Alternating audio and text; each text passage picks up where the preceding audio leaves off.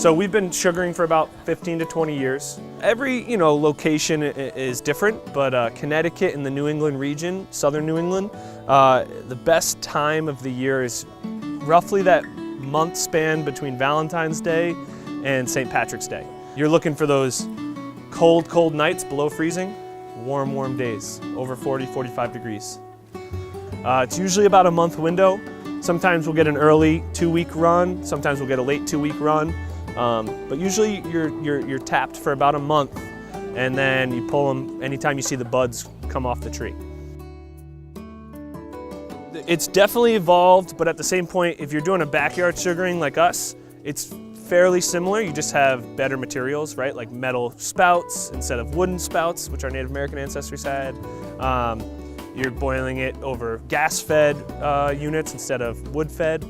They have things that can actually suck some of the water out of it earlier on in the boiling process. It's called reverse osmosis. But for the most part, it's a similar process where you're just applying heat to that liquid and trying to get it to that perfect viscosity.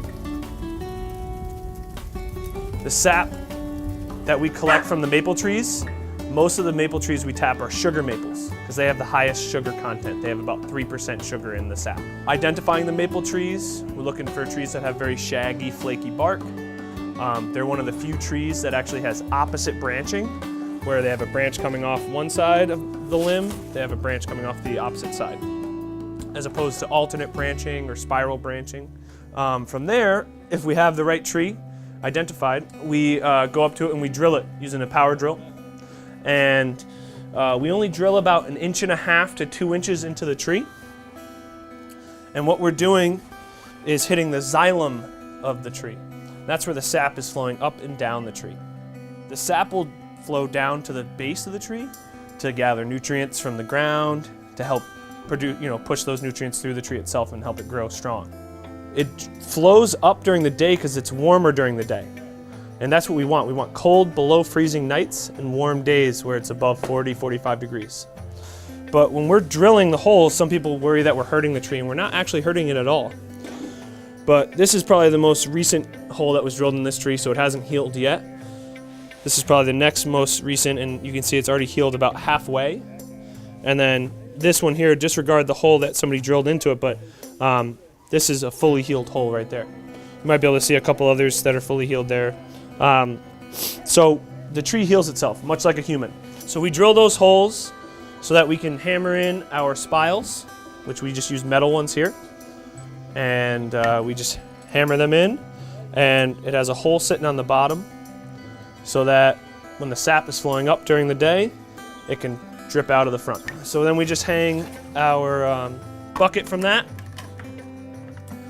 and it just slowly drips in. We have some lids that go on the top. They just help deter any debris falling into the sap. It doesn't get rid of all of it though. We still get bugs that get in there and pieces of bark, anything like that. But it helps a little bit. These buckets can fill up anywhere from 1 to 2 times a day, even with that slow, steady drip. And we have to collect them. So we have a big container that sits on the back of our pickup truck. It holds about 300 to 350 gallons.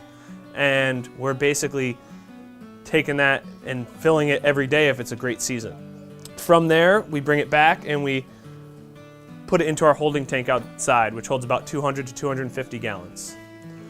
That has a hose that hooks up to our evaporator here, and this keeps the liquid at a certain level, certain height. Anytime it sinks, this float will sink and it'll open up the valve and allow more sap to push itself in.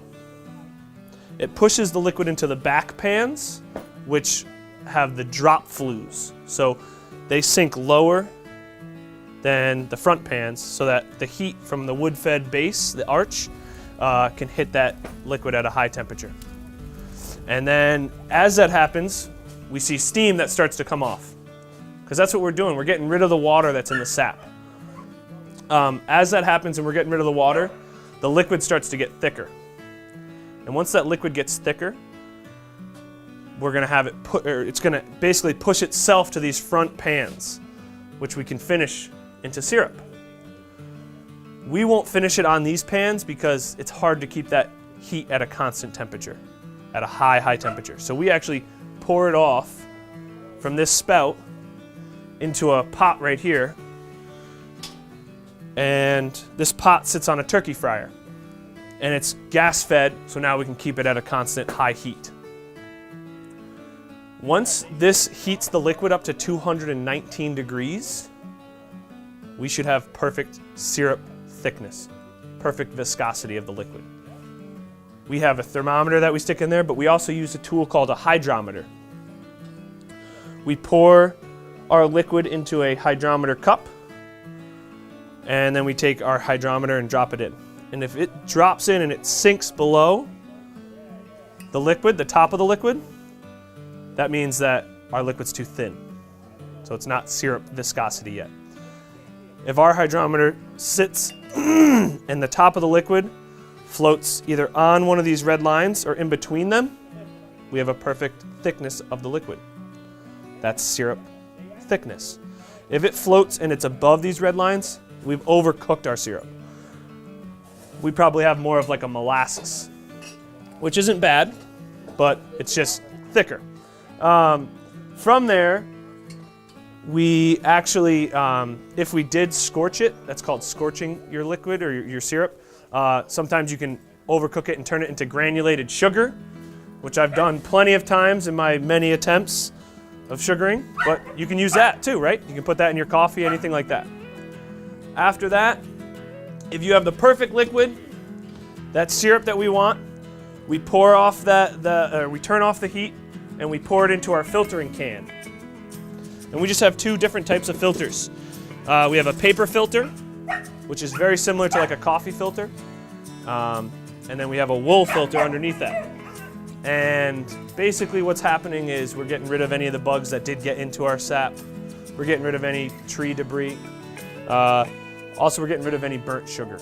Sometimes it'll burn anyways, crystallized sugar. We don't want crunchy syrup, so we try to filter that out.